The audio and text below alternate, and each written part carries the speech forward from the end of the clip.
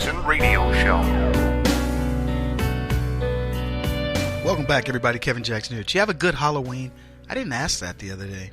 Did you have Halloween's you don't really celebrate Halloween, but boy, I gotta tell you, in my neighborhood, it was a big deal. Kids out. All the parents out with candy, and huge. To say it was big is an understatement. It was huge. Every house decorated, elaborate stuff. It's amazing to move from the hood to the suburbs and remember what it was like to be around white people, to have all this white privilege. Man, woo! I just feel like I'm robbing some poor black guy around the world of it, you know? Maybe Umbuku in Africa was supposed to get a little bit of this, and I'm taking it all. But hey, somebody's got to do it. Oh, my goodness. Did you have a good Halloween? What you guys did? Yeah, look at candy. I've got a sugar thing, and I've got to just stop. I just got to go cold turkey. I told you guys I did a diet years ago where, not that long ago, probably 4 years ago, where I took all the sugar out of my diet. I felt I could jump through the ceiling. I'm talking about a 10-foot ceiling. I could just, I was like my old self again. It was wonderful. It was a hard diet. I was in bed for 5 days. It was like detoxing off of heroin is what people said. Wouldn't even answer my phone. I'm not kidding. And if you know me, I've got to answer the phone because I've got, all the media and all this other stuff. I would not answer the phone. It's like, forget it. I got up to eat, which I hated, and I used the bathroom. And then I think I took maybe one shower. I don't know. I didn't even care. Why shower? I was an ogre. But boy, when I got done with it, my skin was beautiful. It was like my grandmother's skin. It was just supple and more. It was amazing. I would do that diet in a minute. If they told me, Kevin, you're going to be bedridden for 5 days, bring it. Bring it. You're asking, Kevin, why haven't you done it then? I don't know. I'm too busy. When I know that if I were to take a vacation, if they said, Kevin, you got 5 days of vacation and somebody's going to do everything you do in a week, then I would do it. If I had the infrastructure in place to do this, I'd do it in a minute. That's how good it felt. Anyway, Halloween. It's funny. I was shopping for Halloween with my little boy to get his outfit and all that. And I was thinking to myself, it's such a ghoulish thing to do. All the macabre, these masks and they're dead and the ugly teeth and the zombies and all that. And I'm thinking, wow, how do we survive that as kids? How does the left even allow us to continue? Oh, they love death, though. That's true. The left love, the macabre. They love scaring kids, They're going to put the fear in you anyway, right? Donald Trump's the boogeyman. He's a zombie, a Nazi with a chainsaw, right? He wants to cut off your limbs. They sell fingers, like sawed off fingers, and I saw severed heads. You know what I'm surprised I didn't see? I didn't see a Donald Trump severed head. I'm surprised. The Kathy Griffin edition. They had everything. Go to what was like Spirit. I think it was Spirit Halloween is where I took my boy. And so it was, anyway, strange. And it's strange how some schools will let you dress in costumes, some won't. It's all over the map with this stuff. I just find it a strange celebration, if you will. What is it? Dia de los Muertos? The Day of the Dead? I don't even know. It's something like that. And is this celebrated all over the world? I don't know. Do we celebrate Halloween all over the world? I don't think so. Because my French daughter, Kelly, I took a picture of some Halloween stuff, and she's like, oh, I'm so jealous, that you celebrate Halloween. We don't celebrate. But she's in Vietnam right now. So, anyway, I hope you had a good Halloween. I don't know. Is that what you hope for with Halloween? I hope you had a spooky Halloween, a spooktacular Halloween. That's a strange word to use, too, for a black man. I don't know if you guys know this. One of the slang derogatory terms for black people was spook. Did you know that? Yeah, they used to call us spooks. I can only presume that it was because we're dark and you couldn't see us at night. So, if the old white man was out there doing something he shouldn't have been doing behind the barn, we'd walk up, hey, whoa, you spooked me. Couldn't see you. All they could see is the whites of our eyes, as they say. No, we were called spooks.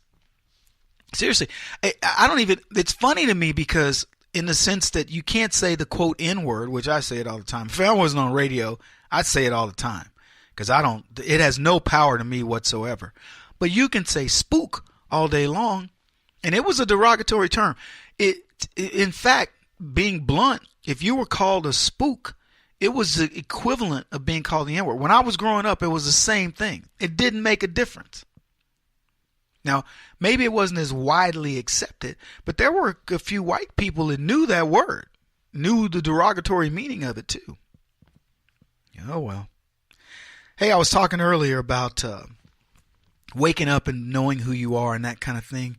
And I will tell you, the leftists are delusional, and I was talking about the delusion of the left. When they wake up, they don't know who they are. They don't know who they want to be.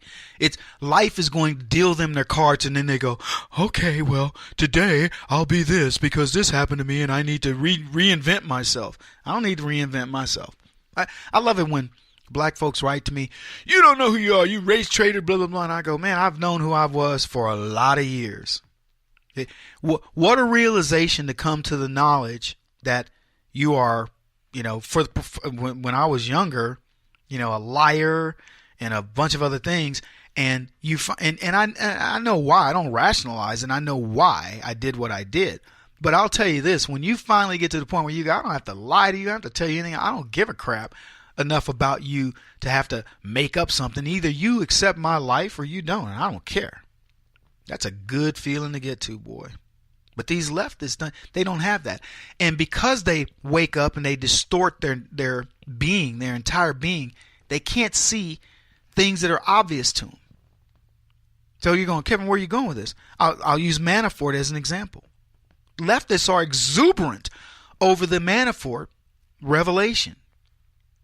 They believe his indictment marks the beginning of the end. And they're right. But they have the antagonist wrong. In the movies, you have a protagonist and an antagonist. Protagonist is the good guy. Antagonist is the bad guy. The left believe the protagonist of this Manafort situation is Hillary Clinton.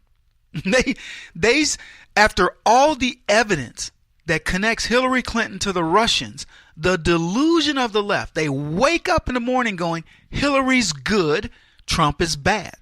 They don't even know why. If you were to pin them down and say, explain to me why Trump is bad, they would give you all the reasons that Hillary's bad. If you said, explain to me why Hillary's good, they'd give you all the reasons why Trump is good. It's a delusion. It truly is something that they've now ingrained in themselves. They've twisted their way of thinking to such a degree that you don't even understand it. I'm telling you what people say to me, Kevin, I don't get these people. You don't get them because they live, we talk about it as if it's a joke. They live in bizarro world. It's no joke. They truly live there. They live in a world where things are completely opposite. Hillary Clinton, they see as good. You look at the evidence and you go, what are you talking about? Uranium One, connection. Podesta Group, connection. Tony Podesta steps down, resigns. You can't even find John, right? Fusion GPS. Oh, it was started by the Republicans. Yeah, but it was taken on by Hillary Clinton and Barack Obama in order to create a false dossier. It's been proven to be false. Oh, there's some truth in it. Yeah, they spelled the names right. So it's been proven to be false. It led to all of the things that we are currently dealing with that put the negative spotlight on Donald Trump. That in a year's investigation hasn't netted anything and won't.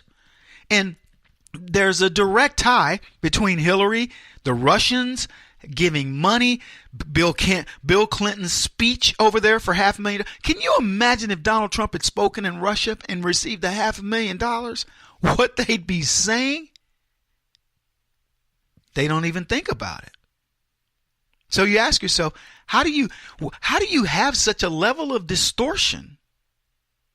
And I mean, how do you sleep at night? They sleep at night in the comfort of knowing that when they wake up the next morning, they can rationalize whatever delusion they have. You can give them all the information about Hillary Clinton, and they'll go, yeah, but still, Donald Trump grabbed women by the blah, blah, blah.